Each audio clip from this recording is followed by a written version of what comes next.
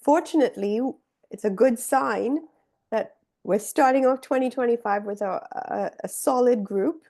We're at 18 participants, which is great. So we can get started recording. And then I'm going to introduce Dr. Fayyaz, Jabeen Fayyaz, who is a wonderful colleague and friend of mine, and also no stranger to our SimCity rounds. I think this is your second SimCity rounds that you've been doing since we started this back in 2022. Also excited to say that SimCity Rounds is being exported to the Simulation Canada website. So we're going to have that national exposure. Thanks to Tim Willett for inviting us on that platform. So don't be fearful. If you miss this rounds, hopefully you'll catch it on YouTube, our YouTube channel, SimCity News, or on the Simulation Canada website. So let me tell you a bit about Dr. Jabeen Fayyaz. She's the SimKids medical director and also an associate professor here at the University of Toronto. She's also a staff physician at the Hospital for Sick Children, where she works as a simulation educator and the resuscitation lead within the Division of Emergency Medicine. She has many roles in the sick kids community, and her interests lie in utilizing simulation for system and process testing, quality improvement, patient safety, and fostering a culturally enriching environment in teaching and learning. As an active member of the Simulation Steering Committee since 2019, Dr. Fayyaz continues to make significant contributions to medical education and patient care, not just locally, but globally. In addition to her clinical and educational roles, she has an extensive research portfolio and serves as on the editorial board of the International Journal of Healthcare Simulation and other respected journals. So we're really, really grateful to have you here. And I'm going to stop talking now and allow you to share your slides and the content that you have for us today. Thank you so much, Jabeen.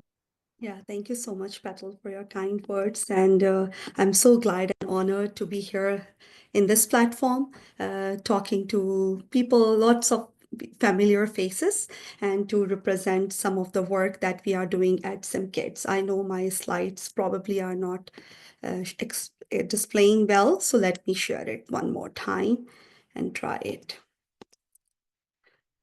This is technology. We just checked it and it was working. But when we are working with technology, it has its own attitude as well. Now, all of you can see my slides well now. Perfect, great. Thank you so much for your kind introduction, Paddle. What I'm going to talk about, and definitely I'm also learning and I'm sharing only my experience in working with in the area of using simulation-based practices for advancing patient care and excellence, like how to improve the quality and how we are leveraging some of the technology and AI. And definitely, it's a learning process. We are learning, and it's not probably the perfect one, but just a paradigm to just introduce to you all. This is my Sim Center building and my amazing team members. So what I'm going to talk today is some of the intersection of Sim and QI. I have taken CPR coach role that we have implemented as an example that how we have used these principles, and then a little bit about technology and AI and how we are leveraging it. Again, a disclaimer, what I'm presenting today is not my own, like it's not only my work, it is the work of all the broader teams, my SimKit simulation program team, our ED resuscitation oversight committee team members, and then the QI team as well. Mm, uh, Yes, I saw a comment that is there a way to increase the volume. I will try to speak louder, but I checked my volume that is full. I have association with some of the societies in the leadership roles. So if you look at the fast pace of healthcare, we all know that we as physicians, as nurses, healthcare professionals always face a challenge of ever growing technology. Not even technology, but also complex patient presentations, unexpected emergencies, which continue to constantly emerge. And traditionally, what used to happen that whoever comes in, we learn from them or learn from those experiences, whether it went well, so how it went well, so we will continue to do that. And if there are errors which are have happened, how can we learn from those errors? And then it was kind of learning as you go. But simulation, what simulation brings in, there's always a question that there should be a better way, that we should not be learning directly on the patient. There should be a way that these harm, these errors can be prevented from reaching to the patient. So simulation turns this practice into mastery learning and given us an opportunity to test the system, practice in that existing systems, and then work on our patient by making appropriate changes or making the spaces more safer. So, what I would tell you today a little bit about through our SimKit simulation program, what we have achieved in terms of improving quality and safety. But before going to that, it is very important to understand that how QI and simulation are synergizing to each other. Both of them work hands to hands to enhance healthcare outcomes by providing a safe environment, by testing and refining new processes and intervention. Simulation allows us to identify potential issues and implement changes in a controlled environment, even before it has happened with the patient, while the QI principles ensure that these improvements are based on measurable outcomes and there's a continuous feedback loop. So I have four things which I feel like this energizes each other. One is process evaluation and improvement. Simulation help in identifying latent safety threats, inefficiencies in the clinical workflow by replicating real world scenarios in a controlled environment, where QI then applies those systematic intervention to address these gaps, ensuring sustained improvement in care processes and then hence patient outcome. If you look at the team performances and communication, Sims most of the time in C2 are interprofessional, which provide interactive, guided experiences, thus enhancing teamwork, decision making, crisis management in high risk situation, while QI initiative leverage these insights to implement structured communication strategies that is using SBAR, using CRM principles, team steps, and then hence enhancing the interdisciplinary collaboration. Then, when these things have happened, simulations serve as a medium to safe test those grounds for new protocol, policies, medical technologies before they are introduced into the clinical practice. And QI ensures that these changes led to measurable improvement by systematically tracking their impact, refining intervention based on the data. And then both of them ultimate goal is to foster a psychologically safe environment where healthcare providers can learn from their mistakes, and QI integrate these learnings into the ongoing system-wide improvements, reinforcing a culture of continuous learning loop and hence enhancing the patient safety.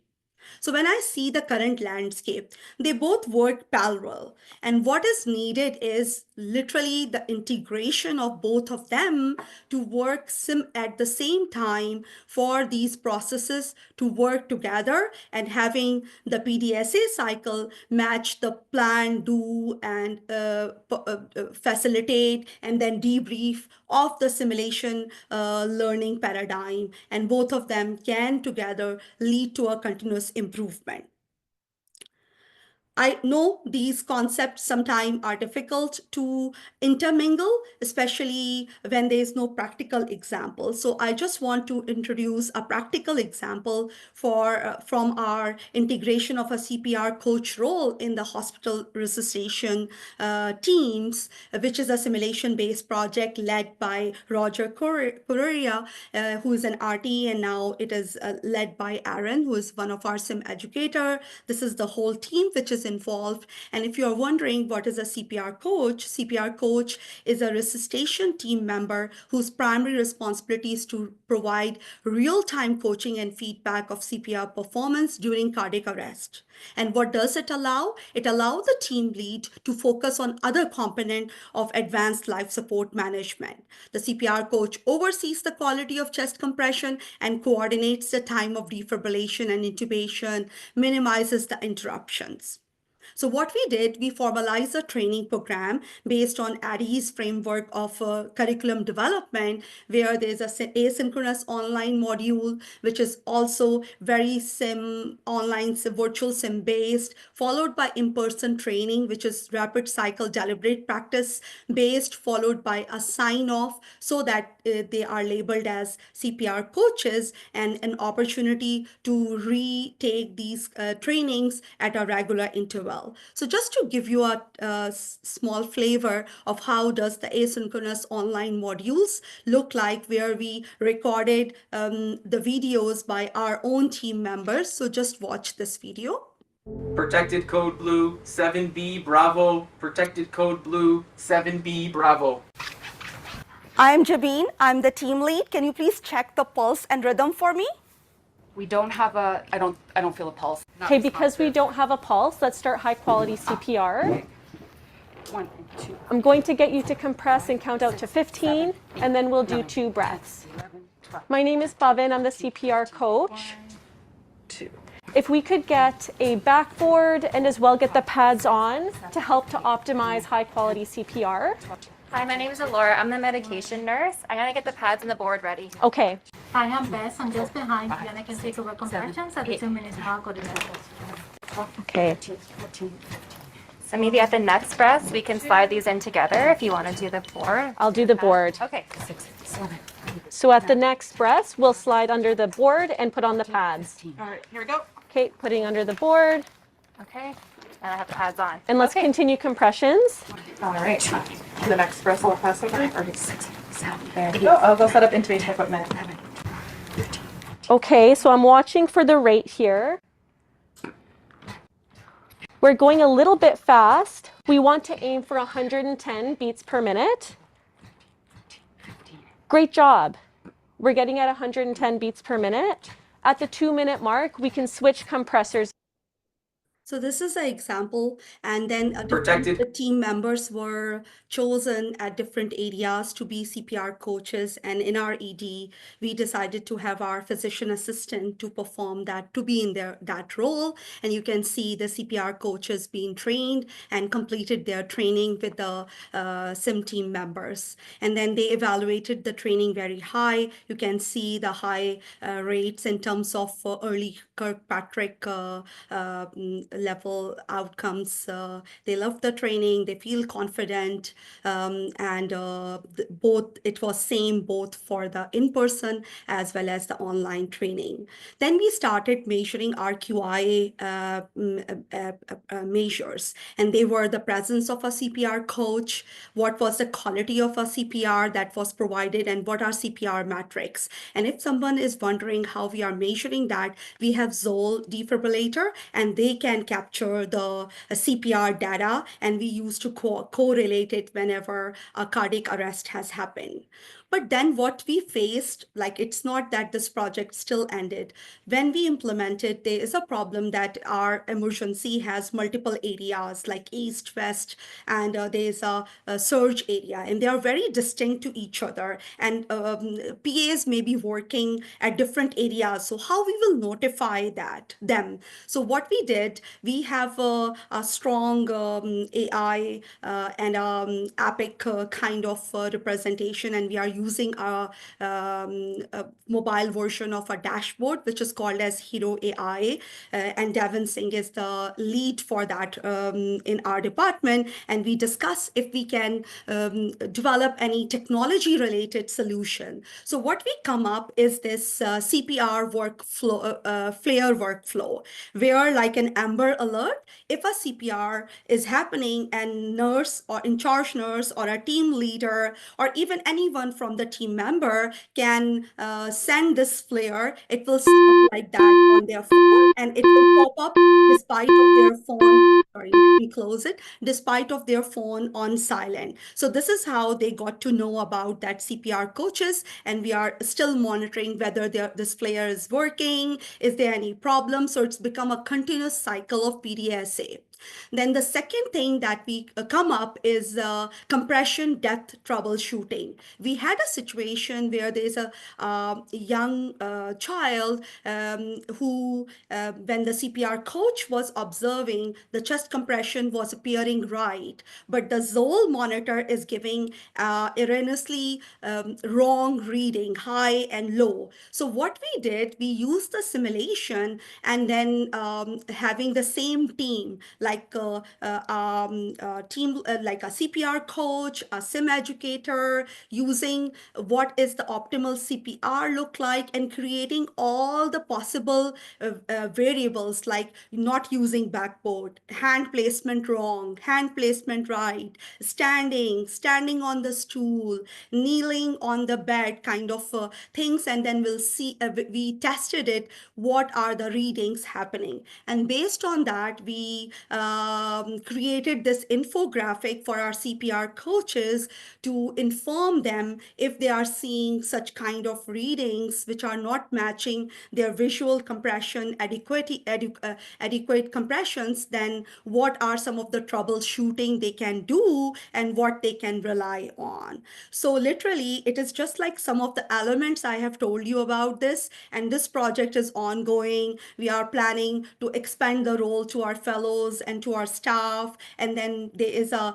ED resuscitation oversight committee, and then the hospital-wide resuscitation oversight committee, and a CPR coach work group, which work very closely to each other and then inform their knowledge, share their knowledge, and create some quality improvement strategies, in which simulation always play a great, like a very pivotal or vital role. Now, as we are, the second part of our presentation was, what is the future direction? Now with this boom of technology, what are some of the opportunities? How they can be utilized for quality improvement and patient safety? So if we talk about the augmented reality, basically augmented reality, just to describe, is the form of the virtual reality that overlays the virtual images on the top of the user's actual physical world. For example, you are still in the same environment, you are still looking at the same thing, but it get enhanced. For example, on the picture left hand side, the phone is showing the same lane, but what does augmented reality has done? It highlighted where is the ATM, where is the hotel, where is the parking lot. And if you want to apply on the medicine, it is you are doing the CPR, you are wearing some glasses, or by some any other mean, you are seeing how the blood is flowing through the augmented reality. So we are so blessed to be part of a big multi-center study, which is John Hopkins got the funding for. Justin Jeffers and Keith Kleeman are the PIs to test augmented reality CPR, where a person who is doing a CPR will wear a very minimalist goggles, not like a virtual reality big goggles. It's just like the device is as light as your own glasses, and the person who will be doing the CPR will be seeing this, as you can see in the screen, a prompt for starting compression and also some of the feedback. So the intent is, like, it is not possible everywhere, especially in the community, to have always be so resourceful in terms of human resource that have a one person in the resuscitation team to be dedicated as a CPR coach. they may barely have 2 or 3 hands already. So if we add a CPR coach, it might not be a challenging for them. So if this study showed promising result, that why not this technology be their CPR coach? And then if there's in person someone available, that is the ideal. But this can at least fill in some of the gaps. And the study is almost starting in March, April, and then I'm happy to come sometime, maybe with Justin and Keith, to share the results, what we found. Then if we are looking at the applications of AI, other applications of AI, which I'm going to focus in the later part of my presentation, as we all know that AI is all coming up. We are hearing about it from everywhere. There is lots of noise, lots of hype. Many platforms are coming, and still we are figuring out what some of the best way that we can use for our advantage, but still guardrail some of its limitation and be aware and not to get caught in some ethical or privacy related issues. So this article, which is recently published by David Rodgers, is a very good article which provide you a summary of artificial intelligence and what does it mean for simulationist. And what he described also, and a lot of work of his is composed of developing scenarios using the ChatGPT, which is like a series of inquiries are directed toward ChatGPT to formulate scenarios. And in this situation, the scenarios which were developed were of cardiac arrest and the pediatric asthma. It is interprofessional for physician, nurses, and then interestingly, the scenarios have a very good strength. There was a clear objectives and specific goals was there. The simulation standards were adherent. It was very realistic, etc. But yes, there are some areas of improvement, which is like sometime lack of the performance branch patient state progression, objectives not being time bound like a SMART objective. Then referencing is a big issue. You always have to cross check your references because it can make it up your references. And the other way, which now a lot of literature is coming up in the clinical world, mostly machine learning and predictive analysis using the AI. But what is being more and more gaining popularity in sim world is natural language processing and the availability of computer-based chatbots which can interact with the patients or with your learners. So natural language processing enables simulation to understand and generate human-like language. It could be written, it could be verbal, enhancing interaction and communication in training scenarios. While chatbot can be a part of your teams, can serve as a person who can assist you in one way. So what we did, I know it might sound very crazy that in one of our CBME, which is a competency-based medical education program led by Jonathan Perry in our department, and I was a facilitator in that, and Devin was a participant as a learner because it is a program for faculty development or CPD in our department. So I said, we are having these conversations. So I said, Devin, you are doing this scenario. Why don't we ask this chatbot to be your resuscitation assistant? And the only prompt we give to the chatbot is, can you be the core team leader and assess Devin in this scenario following the PALS 2020 guideline? So let me show you this video. This was like a 15-minute scenario and 5-minute video that has been cropped just to give you a little bit of sense and idea. So let's watch it in the next slide. I think the blood pressure, Dylan, has dropped to 56 over 39. What should I do? With that drop in blood pressure, we need to be more aggressive. Let's go ahead with synchronized cardioversion. Start at 0.5 to 1 joules per kilogram. Are you ready? We're getting ready. Okay, charging. Okay, everyone hands off. Shock. And shock delivered. Let's check the rhythm. Just give us a debrief real quick on how we did in this simulation. All right, for our debrief using the POST framework. First, positives. Great job recognizing SVT quickly, establishing IV access, and attempting adenosine. For opportunities, next time we could consider earlier cardioversion, given the baby's condition. And finally, takeaways. Overall, solid performance under pressure, with clear communication and decisive actions. Keep honing those skills. So you have seen that we haven't told the ChatGPT which model for debriefing to follow. So based on whatever literature he's referring or ChatGPT was referring, it make its own, but it was not bad. It talked about positives, some opportunities. So we were like, it was just like a testing, and then I was it provide us an opportunity to think about it, that how this kind of models can be used to be part of your team and may be able to provide you some insight where you can learn from it. I think Sorry. And then next thing which I really want to mention here about the chatbot is for enhancing realism.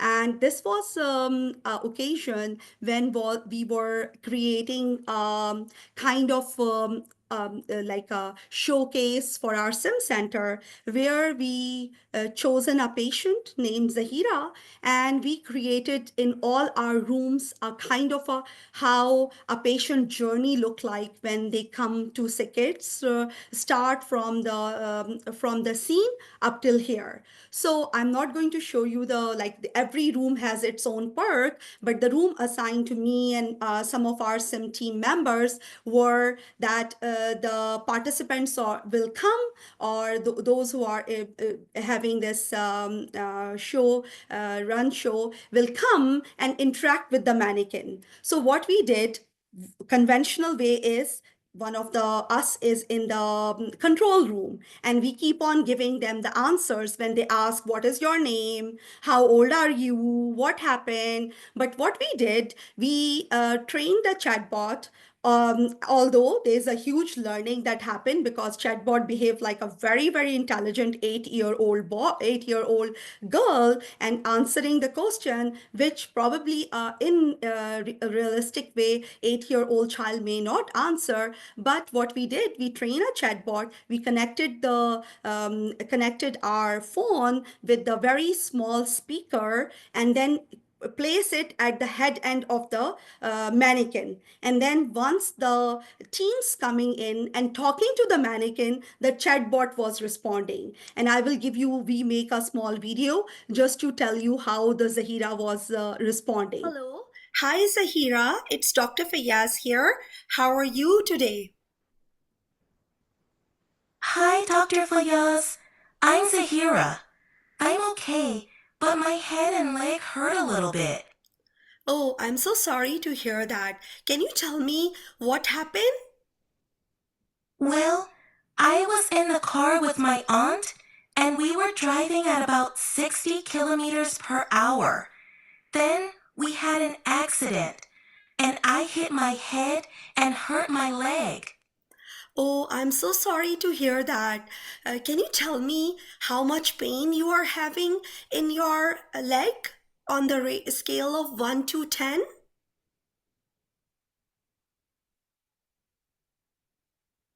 I think it's about a 6.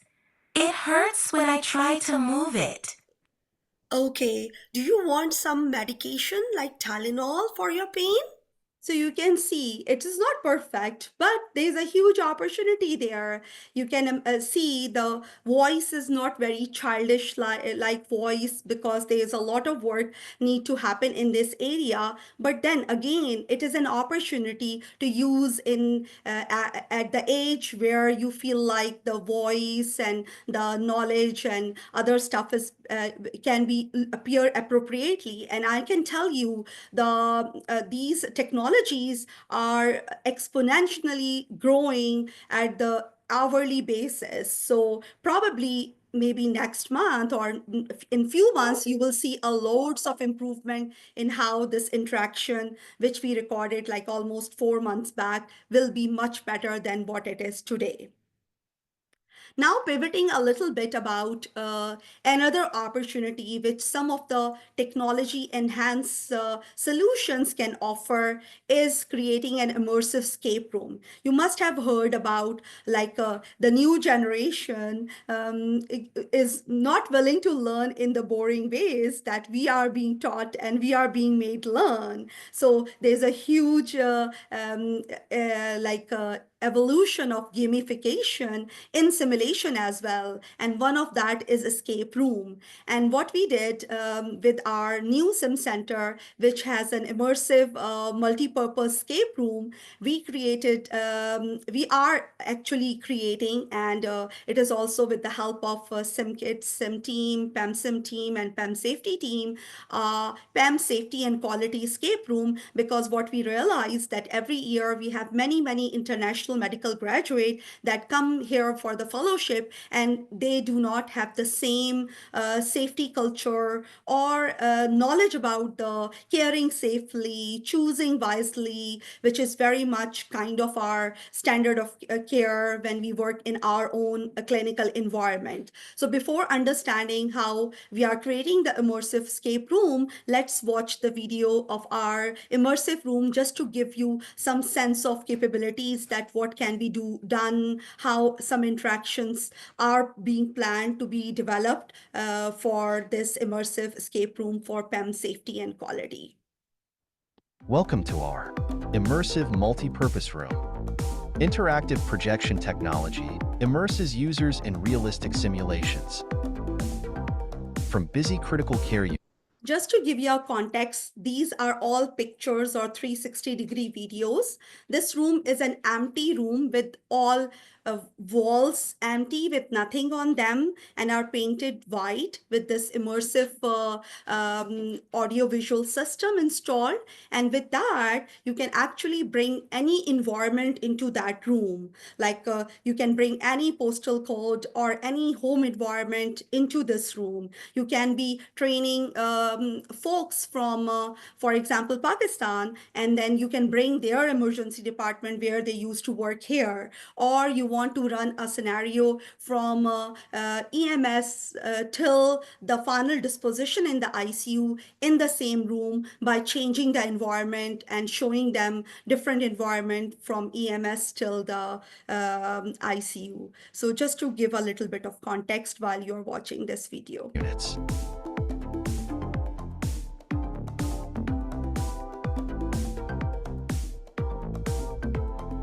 To our own SimCity CT scan room,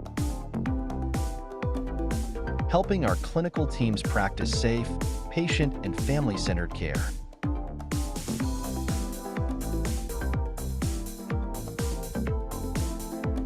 Our acute care transport service simulates realistic scenarios above the clouds.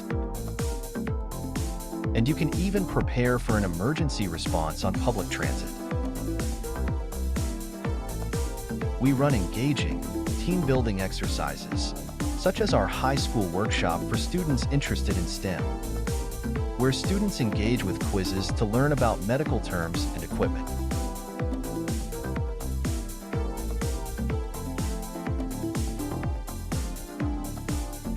Or emergency scenarios practicing the care of a child, from ambulance to emergency room.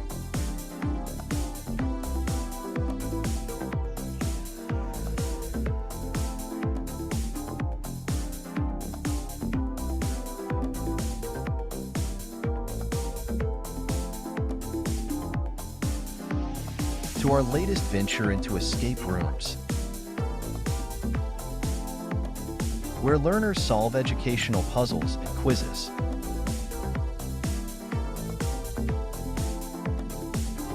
To escape. The sky is the limit when it comes to interactive learning experiences.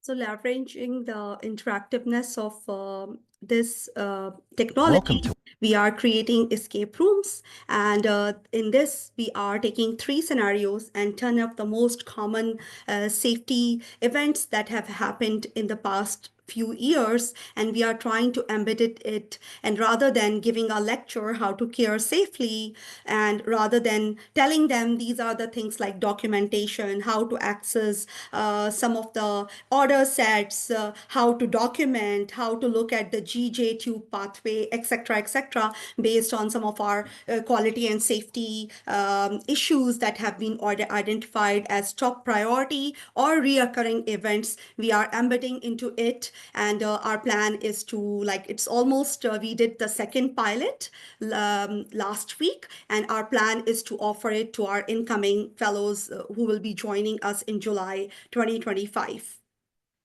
The third thing is virtual reality. Like virtual reality, is a good thing for certain aspects, but not for everything. What we find out, virtual reality working very well for our teams is for the escalation training, which is led by Lela, who is one of our mental health team, and with the SimKids team, where they develop us de-escalation training, which is very much customized to the SimKids environment, and that's the only use we are doing for the VR. The reason being a very, very rapid turnover in the technology and a huge resource, being huge resource intense in terms of amount of money that is required to develop a course. If you want to develop a customized case to your needs or to your institute, and then again, policies, procedures keep on changing, and then if you have to make a change, then you have to go through the whole process. That is why we are being very aware and cognizant where we are using the virtual reality, and this worked very well. This is a kind of training which is developed through a funding by our mental health group. Lela is her name, and she's very happy and open to share if any one of you want and come and do these kind of training at SickKids. So just to show, as it looks very quite realistic, and the hospital room that is shown is an actual room. The actual room at SickKids at the mental health floor looks like exactly the same. Caden is a 13-year-old non-binary youth brought into the emergency department by their mom. Caden's chosen pronouns are they, them. They have been experiencing difficulty with regulating their emotions and had an increase in aggression towards their mom, stepdad, and step-siblings in the home. There's a decrease in school attendance and suspicion of substance use. They have made concerning statements of suicidal risk on social media. They have also engaged in self-injury, such as headbanging, scratching, and recently burning. So this is kind of scenario was given, and then learner choose their own venture. There are 3 or 4 options they can choose, and they can complete the scenario with the ability that they can go again in and choose a different route and see what will happen. So it's worked very well. I was, before this presentation, like in the morning, I was asking, and she was telling even they have a training yesterday, which was very well received there. But these things looks very glary, glowy, shining, but it is not without some of the challenges and barriers. And the biggest challenge is acceptability and ethical concerns and privacy concerns. And what I meant by acceptability is not too much in our institute now, but if I look at other contexts, me being very actively involved in Pakistan and other places internationally, they always say, first of all, simulation is very novice. So then if we talk about making them learn through technology, then again, the barriers of faculty development, the barriers of being so resource intense, these things cost dollars, will always come up. And then if you overcome them, then how we are keeping the privacy, how we are maintaining the confidentiality, and what are some of the ethical concerns, for example, example, I have shown the AI as a resuscitation assistant. What if the chatbot is not providing the right kind of information, as it is the matter of life and death? Where are our guardrails? How much we rely versus how much we hold ourselves back not to rely on these technologies. So I would say the right fit is making it using it to make ourselves more efficient, and maybe using it as augmenting our environment, rather than thinking about it as being a replacement of any of processes or any of the environment. If you think that way, then probably these kind of concerns can be mitigated. Then the second biggest challenge is the rapidly changing landscape. What was looking novice yesterday or 2 years back is kind of outdated now, and what we are talking today may be outdated in next 6 months, because now the technology is changing more kind of rapidly, and then all of this cost money. How we are going to justify about, like, if I'm getting something for our sim kids program, then there should be a justification that how I'm using, and if it become outdated in few months, then nobody is going to give me any more funding. And then again, it's not about one-time cost. It's a hardware, software, and IT infrastructure that need to be in place.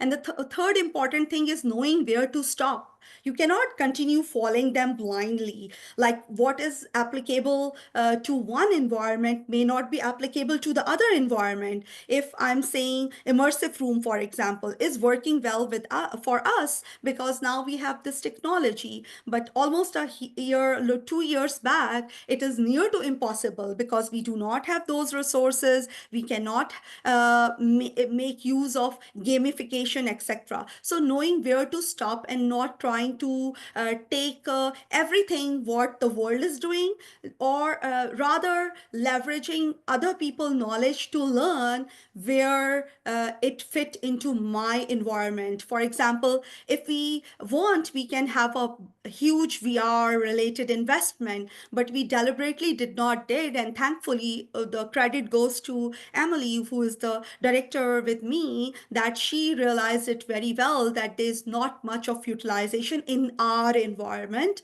And I'm not saying it will not be a huge utilization in others environment, but in our environment. So that's why we were very deliberate in choosing why we are where we want to invest, and we invested instead into the immersive room, and we really found it more meaningful for us,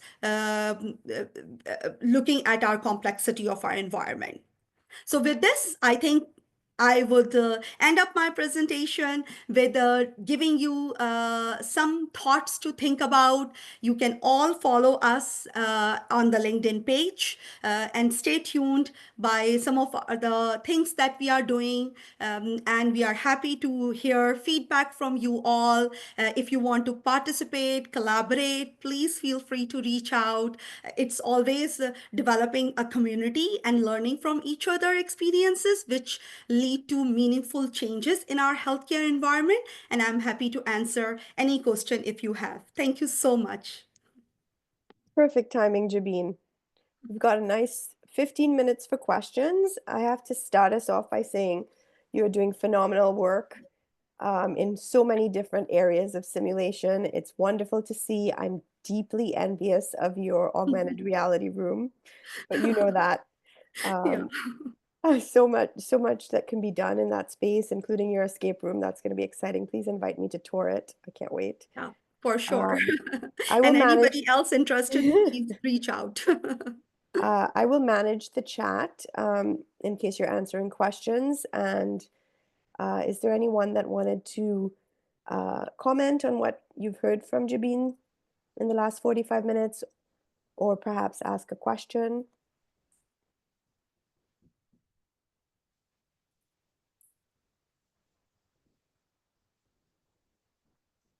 So I know it's a Friday afternoon. I know we did switch the day, so people are tired, and yes, I do have some questions around, because I think every hospital has investment in the Code Blue Hmm. simulation. We know we've all drank the Kool-Aid. We don't need Yeah. to convince people on why this is an essential skill set that we do not want to decay. And we want to make sure when we do it, it's done above the level of competence, right? Mhm. To the best of our abilities. I love that you tried that tabletop simulation with the chatbot, giving that Mm. feedback. Can you comment a bit more on sort of the advantages as it relates to receiving feedback from an AI Yeah. chatbot versus a person? What are the pros? What are the cons around that? And you've touched on it, and as Yeah. well, I guess where do you see yourself going in terms of moving up with the Kirkpatrick's level of outcome in terms because you said that I know at KMH our CPR, the AED, is able to Mm. capture data on how well a code blue went. And so then there we actually have outcome measures that we could assess beyond just satisfaction. So that's a twofold question. One about the AI and the second about looking at other outcomes in terms of how the simulation has improved skills and patient care. Yeah, Petal, it's not easy answer to that question actually, because first of all, it's a very critical area, and then saying that AI model is capable enough to provide you feedback and relying on it solely may be a little bit more ambitious at this time, but it might come up. But some of the pattern recognition can happen using AI, for example, or some of the prediction, for example, and these are all conversation. And I was so surprised when I attended IMSH this year that similar kind of conversations are happening in a more broader context, and people are talking more and more about it. So I would say that, for example, if we can track people movement, if we can do the eye tracking, if we can train the model to even look at our environment, if you have capabilities of audio and video recordings where, for example, glucose is an important thing to check or rhythm is an important thing to check, and if they do not heard anybody saying at a certain point, they can always say it's the time to glucose check, something like that. So these are all kind of ambitious way, but still it's not far away, it's possible. I was looking at one of the US hospital who have started doing this, where our high risk patients are continuously audio and video recorded, and with their change in body movements and in change of their voices that they make during their sleep, they can predict that this patient may deteriorate. So something similar may come up, but yes, at the level of translating to patient outcome, it is a little bit ambitious at this moment, but these are some of the ways that it could be used. If it comes to the feedback, I can tell you one of the US group presented that for the undergraduate nursing students, what they have done, they have created, not as a replacement, but augmenting the simulated participants, they have created simulate like these chatbot with the whole patient information.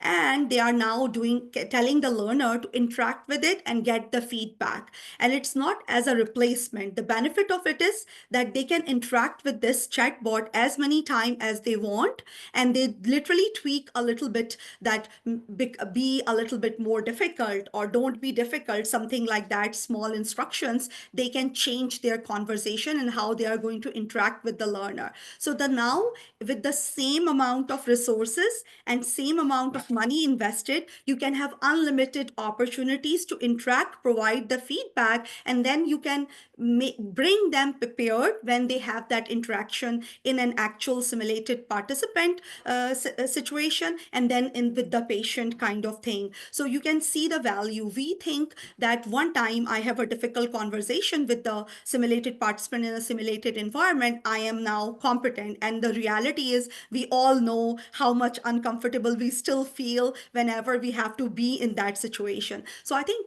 these are the two areas where the future holds, and there are opportunities which can be leveraged over the coming years. Thanks, Jabeen. So yeah, I agree with you. The opportunity for that repeated, deliberate practice Yeah. to achieve mastery is there if we have Yes. the AI Yeah. available to us. And that's Yes. certainly an area that's Yeah. exciting.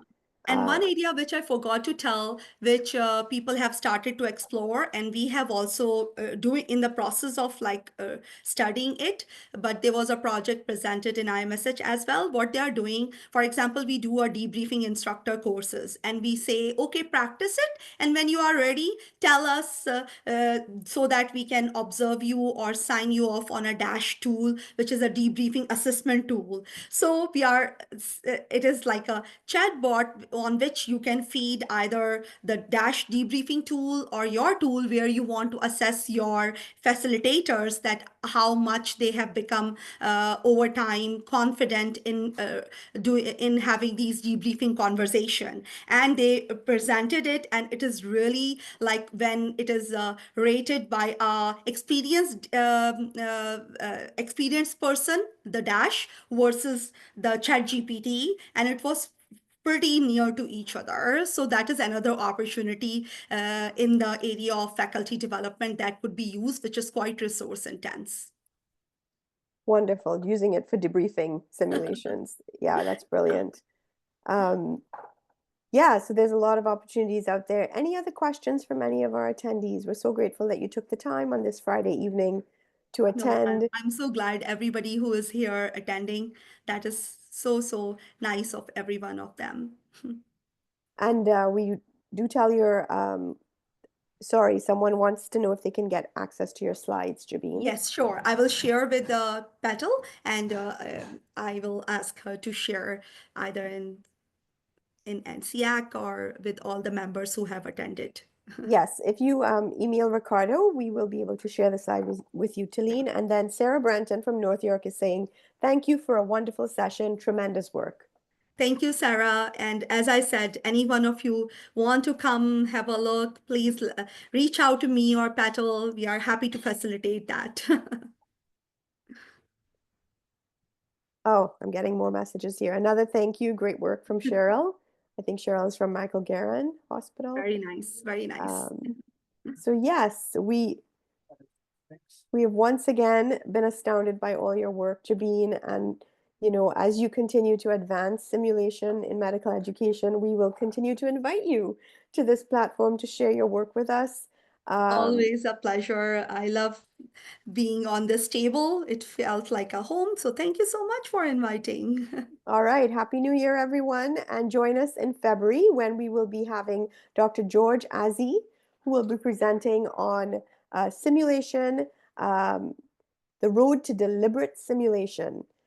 So he is a pediatric surgeon and one of the pioneers for simulation at the University of Toronto on a global stage. So stay tuned for that. It's going to be happening on Thursday, February 13th from 12 to 1 p.m. So come with your lunch and we would be excited to have you join us. Have a great evening, everyone. Bye-bye. Bye. See you next month. Take care. Bye-bye.